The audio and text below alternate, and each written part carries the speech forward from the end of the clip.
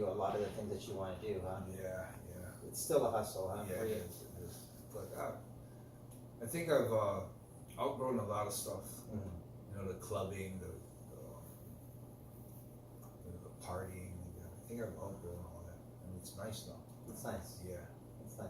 Just don't road rage. Yep. And follow you home. Yeah. And try to act tough, right? That guy. Man. Can you imagine that? Yeah, that guy was. It was funny because he seems like he's the type of guy that would road rage on people, especially weaker people. Yeah. And he did it. And I guess I had a van, so he thought it was a soccer mom or something. Yeah, or a soccer dad. Yeah. Comes and follows me home.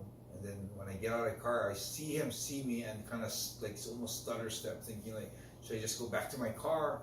But it looks like he had kind of had enough of a spirit to think, oh no, I cannot do that. So he kept walking. And it was funny because I took a video. I videoed the whole thing, and then I was gonna post it on Facebook. But I videoed him. I addressed him with my verbal, and he kind of talked back and blah blah blah blah. And then after that, I got all that on video. I went to video his license plate. Yeah. And so I was gonna put that on Facebook, but then when I rewatched the video, it looked like after a brief second where he started aggressing me, and when I came out, it looked like I was picking on him.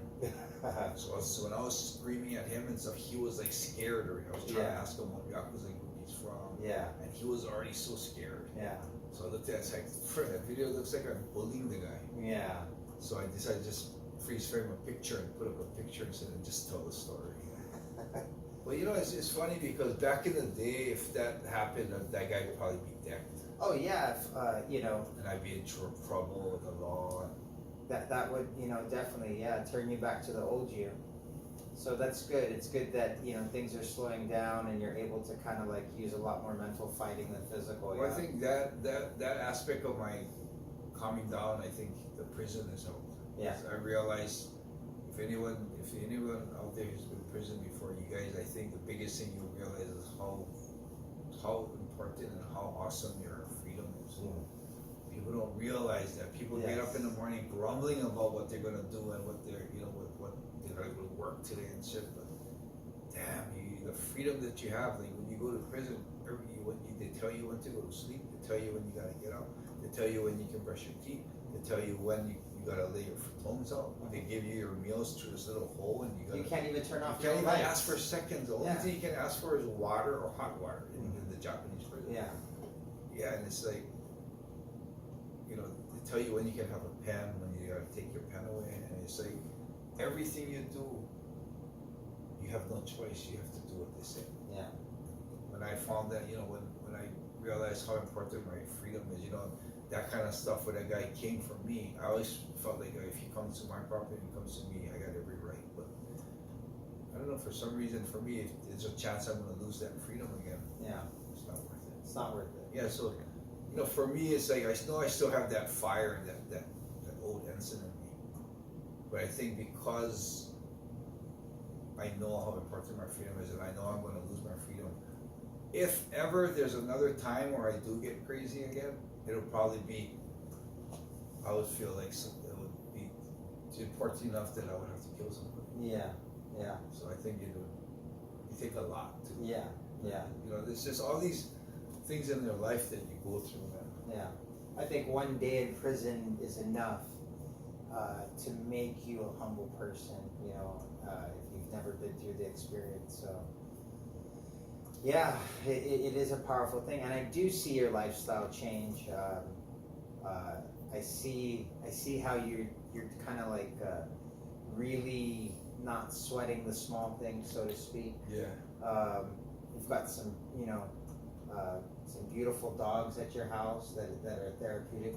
Some people don't know, but you're a pet person, and you like pets. Where did that come from? I think from my growing up. When I was younger, we always had pets. Catching shit in Hawaii? Yeah. We always had dogs, so always liked animals. Yeah. And dogs keep you humble, right? They keep you... They show you true loyalty, man. Yeah. There's no other loyalty like dogs, man. Yeah. Dogs. You can kick them and they still love you. You can hit them with a plastic bat and they'll still love you. Right on. Right on.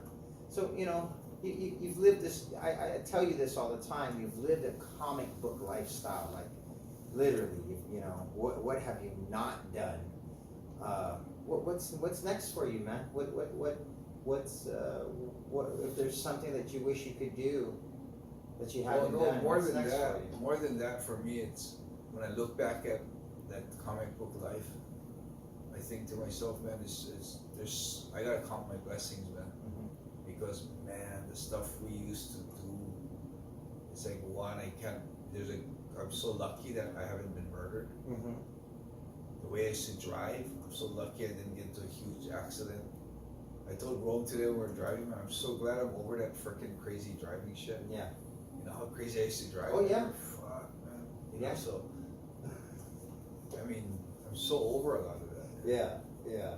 Things have slowed down tremendously. The speed of your life, huh? Yeah. The speed of your And life. I think I just, I really feel like the nightlife, the Yakuza life, everything is like, count your blessings, man. Yeah.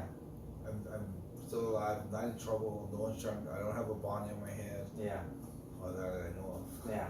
But everything is, I'm so lucky at where I am and what I've actually done. I've beaten up 3 Yakuza people, and it's like the fact that I'm still alive with my driving and all this crazy shit we used to do that I didn't have, like chronic, like a broken back or paralyzed. Yeah. I feel like that's what's calmed me down a lot. That I'm counting my blessings, man. Yeah. Because a lot of stuff that I did, a lot of people die for it. Yeah. Well, that's good. Well, this is the Force Podcast. Is there anyone you'd like to thank before we call it quits? Is there anything that comes out to mind with the Force Podcast and being here on Guam?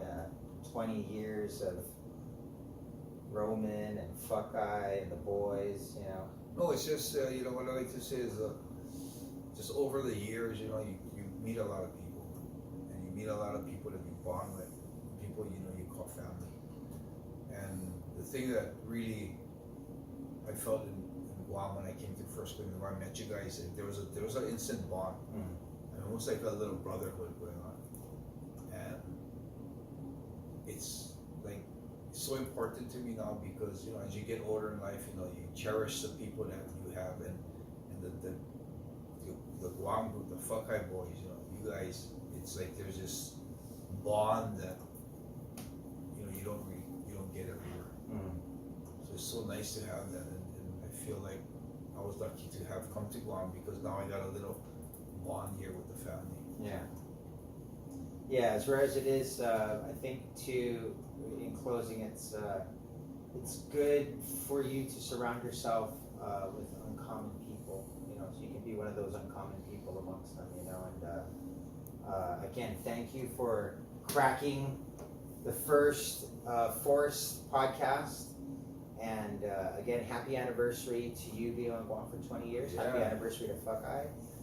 You guys can catch Enson at the Enson1 Foundation or Destiny Forever if you want to, help out Enson or help out any of the causes that he's putting his heart and his soul to, and follow him on Instagram because you get to get a small peek into his.